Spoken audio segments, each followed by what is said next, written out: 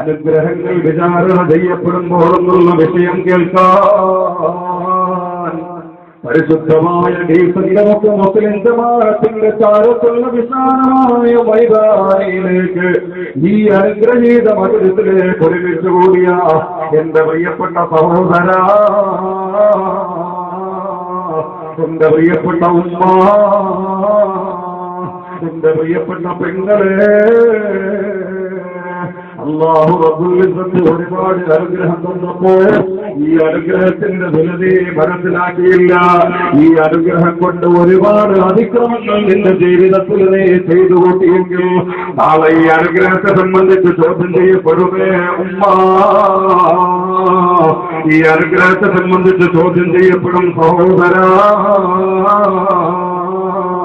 ദിവസത്തിന്റെ രംഗത്വം കൂട്ടിമുട്ടുന്നതിന്റെ ഇടയിൽ 5 തവണ അല്ലാഹുവിന്റെ പരിശുദ്ധമായ സ്വർഗത്തിന്റെ അവാച്യമായ അനന്തമായ അനുഭൂതികളുടെ വിസ്മൃതികളിലേക്ക് വിളിക്കപ്പെടുന്ന പരിശുദ്ധമായ നിസ്കാരത്തിന് വേണ്ടി ഈശ്വരന്റെ പരിശുദ്ധമായ പള്ളിയുടെ വർണ്ണോഭമായ വർണ്ണസബളമായ വിനാരത്തിന്റെ മുകളിൽ നിന്ന് 5 തവണ വിളിക്കപ്പെടുമ്പോൾ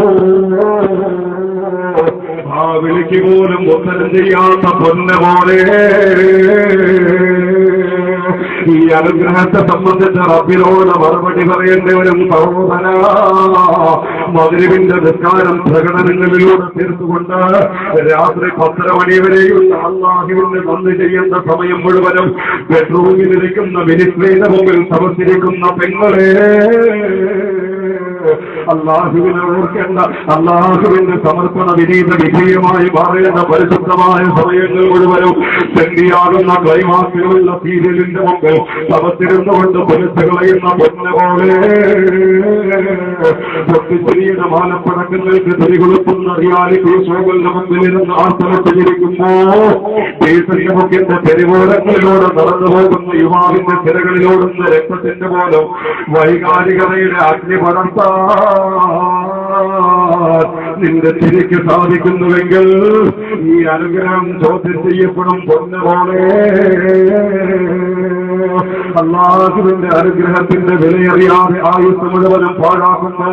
ബീവറേജ് കോർപ്പറേഷന്റെ മുമ്പിൽ മണിക്കൂറുകളോളം ക്യൂ നിൽക്കുന്ന സഹോദര, ഈ ക്യൂ നിൽക്കുമ്പോ നീ ഉപയോഗിക്കുന്ന നിന്റെ കാലിന്റെ അനുഗ്രഹമുണ്ടല്ലോ, നിന്റെ കയ്യിന്റെ അനുഗ്രഹമുണ്ടല്ലോ, നിന്റെ നട്ടലിന്റെ പവറുണ്ടല്ലോ.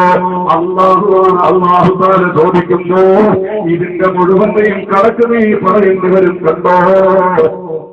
നബി സല്ലല്ലാഹു വിളിച്ചു പറഞ്ഞു,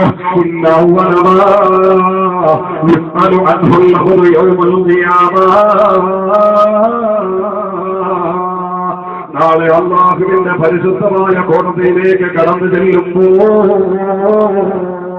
يوم لا ينفع مال ولا بنون إلا من أتى الله بقلب سليم. അല്ലാഹുവിന്റെ വസനയിലേക്ക് കടന്നു ചെല്ലുമ്പോൾ ആദ്യമായി ചോദിക്കപ്പെടുന്ന ചോദ്യം എന്തെന്നറിയുമോ പ്രിയപ്പെട്ടവരെ? കർമ്മലോകവുമായി ബന്ധപ്പെട്ടുകൊണ്ടാണ് നിസ്കാരത്തെ സംബന്ധിച്ച് ചോദിക്കുന്നതെങ്കിൽ അതുമായി ശിക്ഷയുമായി ബന്ധപ്പെട്ട ചോദ്യമാണ് നിസ്കാരത്തെ കുറിച്ചുള്ള ചോദ്യമെങ്കിൽ ആദ്യമായി റബ്ബ് ചോദിക്കുന്ന ചോദ്യം എന്തെന്നറിയുമോ? കടന്നു ചെന്ന മസ്തറ കാണുമ്പോ മസ്തറയുടെ എരിച്ചു പൊരിച്ചു നിർത്തുന്ന വിചാരണയുടെ വേളയിൽ ആദ്യമായി അല്ലാഹു തആല എന്നോടും നിങ്ങളോടും ചോദിക്കുന്ന ചോദ്യം അലം തുസ്ബക വനുർബിക മിനൽ മാഇ ബാരിദീൻ.